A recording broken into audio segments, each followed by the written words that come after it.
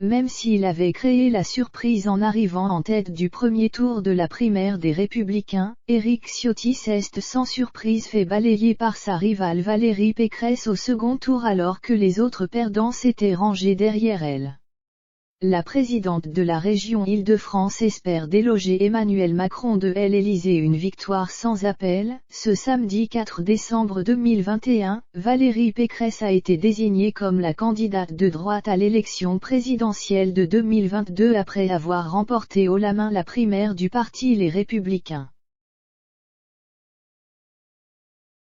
Elle a largement battu Éric Ciotti, arrivé en tête au premier tour avec un score de 60,95% des voix contre 39,05% que Valérie Pécresse a gagné la primaire de droite.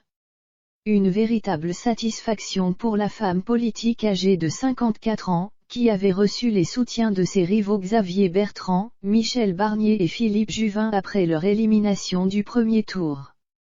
Depuis le siège du parti, elle a pris la parole. Merci d'avoir eu cette audace de désigner une première femme candidate de la droite, a-t-elle déclaré.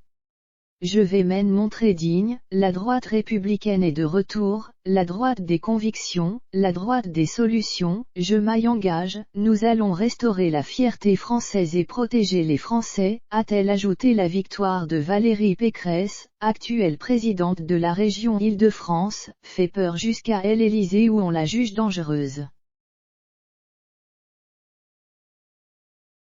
Au point de nuire à la réélection d'Emmanuel Macron, pas encore candidat à un deuxième mandat.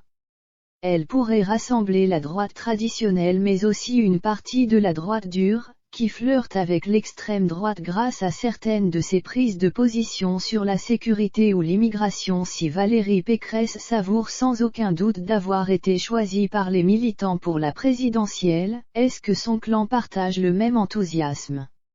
Son mari Jérôme doit être ravi mais ses enfants doivent redouter la surexposition médiatique qui se prépare. Pour rappel, elle est la maman de 3 enfants, Baptiste, 25 ans, Clément, 23 ans, qui avait été arrêté en possession de cannabis en 2016, et Émilie, 18 ans, lors de la présidentielle. Elle aura notamment face à elle Marine Le Pen, RN, Anne Hidalgo, PS, Yannick Jadot, EELV, ou encore Jean-Luc Mélenchon, LFI, Éric Zemmour.